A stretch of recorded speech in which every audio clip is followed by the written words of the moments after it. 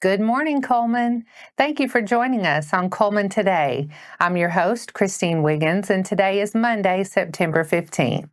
Coming up on Cullman Today, Sheriff's Office urges caution as harvest season hits the roads. STEM Day expands at Cullman City Primary School, and tourism leaders spotlight Cullman's growing success and reveal what's next for attracting visitors.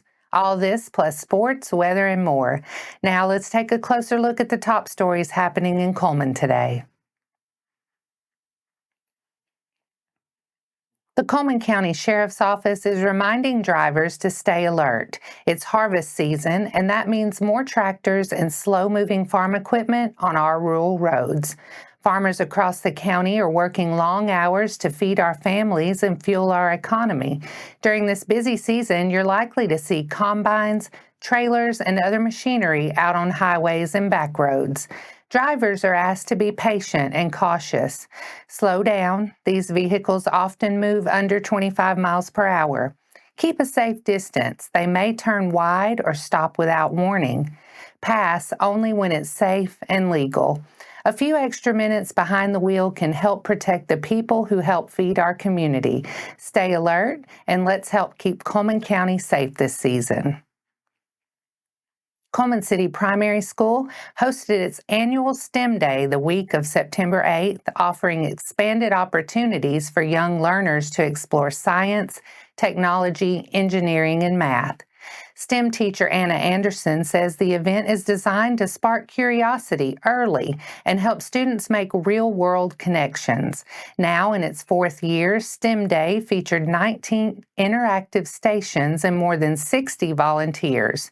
New additions included Ari Robots, presented by Joe Edelhuber with Ozobot, live animal demonstrations from Wallace State's Kobe Rutherford and Jackie Donaldson, the AAMU Mobile STEM Lab, a robotics station from Power Up EDU.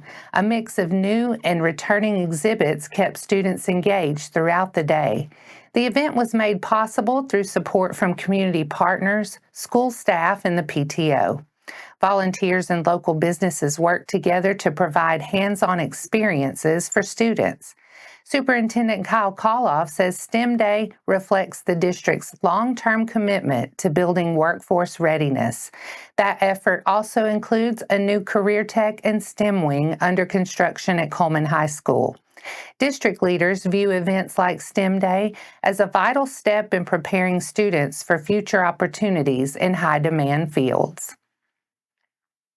At Friday's Cullman Chamber Community Luncheon, Cullman County Tourism Bureau Executive Director Harmony Hurd shared updates on the growth and direction of local tourism.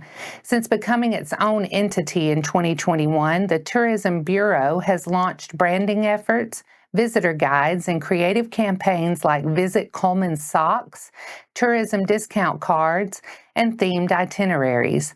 Hurd described the Bureau as a startup focused on telling Cullman's unique story, where German heritage meets Southern charm, and helping the area stand out as a destination. She highlighted how tourism supports economic growth, noting that events like Rock the South and Bassmaster tournaments bring thousands of visitors, boost local businesses, and fill hotel rooms. One fishing tournament alone accounted for over 2,000 nights in local lodging.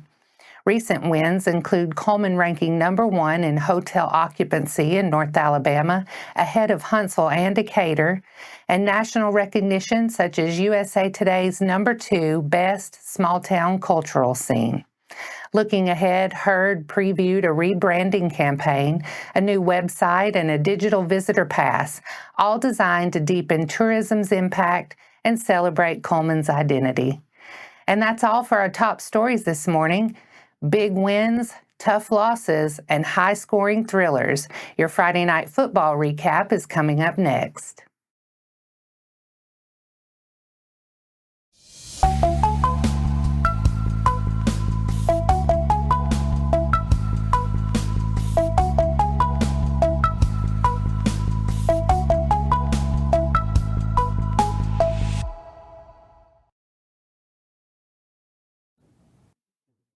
Welcome back. It was a packed Friday night of high school football across Cullman County. The Cullman Bearcats hosted Jasper in a regional showdown. After taking the lead with under 4 minutes to play, the Bearcats couldn't hold on, falling in a heartbreaker, 30-29. Fairview stayed hot with a dominant 42-14 home win over Ardmore, while West Point took care of business at Lawrence County, cruising to a 41-8 victory. Good Hope delivered another statement at home, racing to a 42-zip halftime lead over Haleyville and securing the shutdown with a 42-0 final. At Ray Talley Stadium, Hanceville battled Carbon Hill in a high-scoring affair. Tied at 28 at the break, Carbon Hill pulled away to win it 62-41. Vinemont got a big night from Dalton Bryan in a strong defensive effort, defeating Midfield 37-16. Holly Pond dominated Brindley Mountain on the road, building a 47-6 lead by halftime and finishing with a 60-12 win. Cold Springs stayed in rhythm offensively, rolling past Cleveland 54-22 at home. Addison shut out Cherokee in commanding fashion, 66-zip. And Meek made quick work of Phillip's Bear Creek, pulling away in the second half for a 60-6 win. And that wraps up sports for today. Coming up next, a local DAR chapter rings in Constitution Week with bells, history, and a special milestone celebration. And Holly Pond firefighters take on 110 floors in tribute to 9/11 heroes.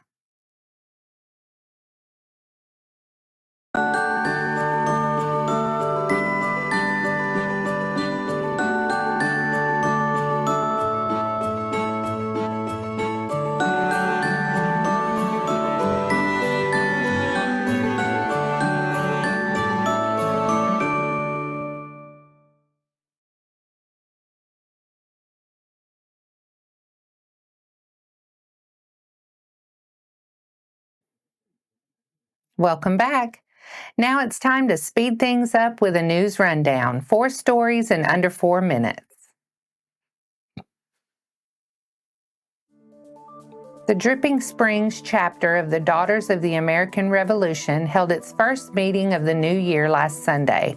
The program, focused on the signers of the Constitution, was presented by the Arkadelphia Society of the Children of the American Revolution as part of their 40th birthday celebration. Rhonda Van Zant was recognized for her years of dedicated service to the CAR.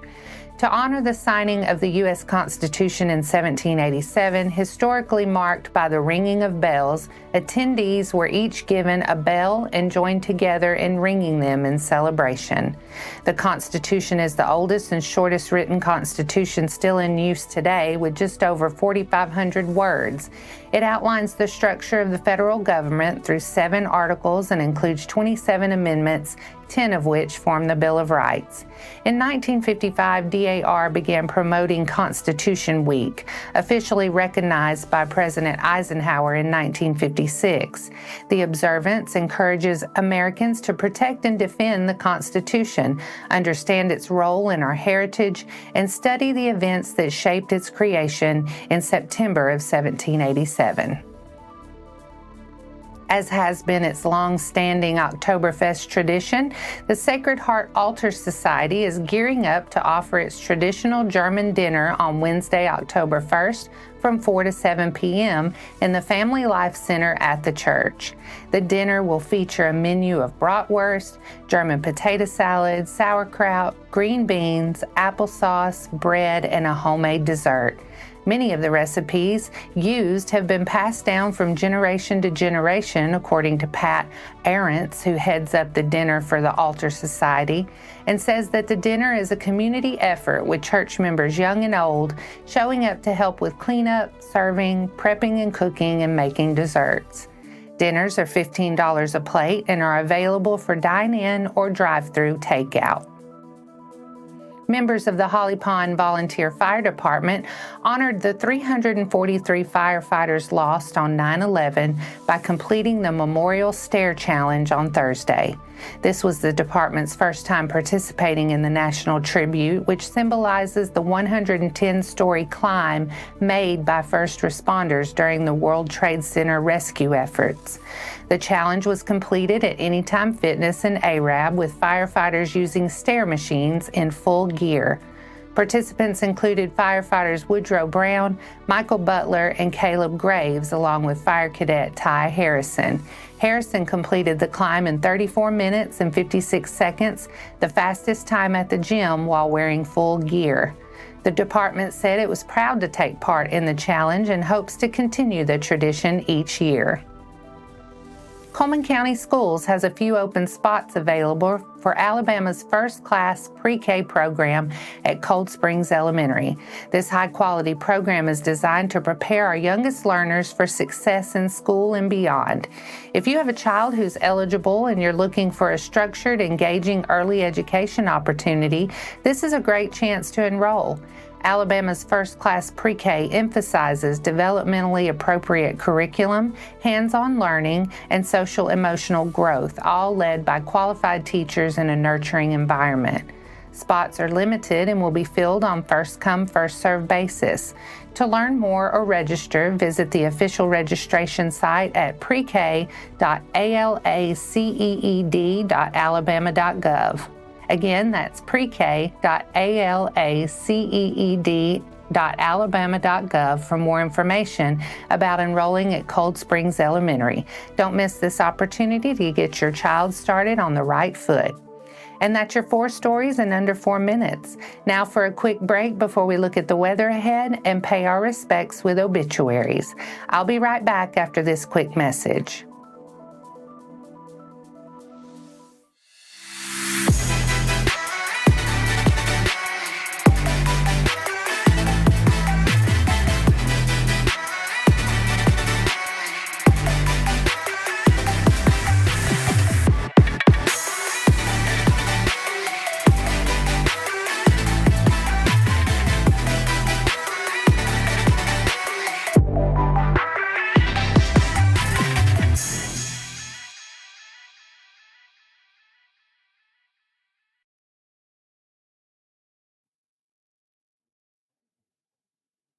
Let's take a moment to pause and remember those who have lost their lives this week.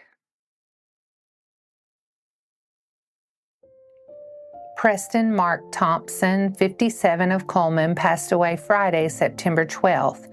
Funeral service will be held today at Cullman Heritage Funeral Home with visitation at 1 p.m. and funeral service following at 2 p.m.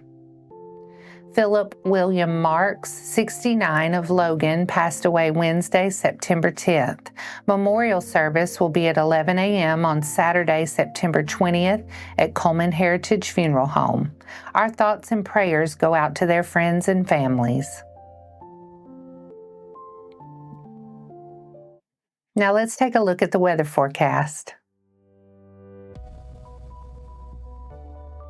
Continuing with this summer weather trend, today will be mostly sunny with a high near 87, a low around 63 tonight with mostly clear skies. Tomorrow we'll see more sun with a high near 88 and a low around 62. And that wraps up today's edition of Cullman Today. Thank you for sharing your morning with us. And remember to stay connected by following us on social media and visiting CullmanTribune.com for the latest from our community. We'll be back bright and early tomorrow morning at 6:30 a.m. Until then, I'm Christine Wiggins with Cullman Today. Have a wonderful day, Cullman.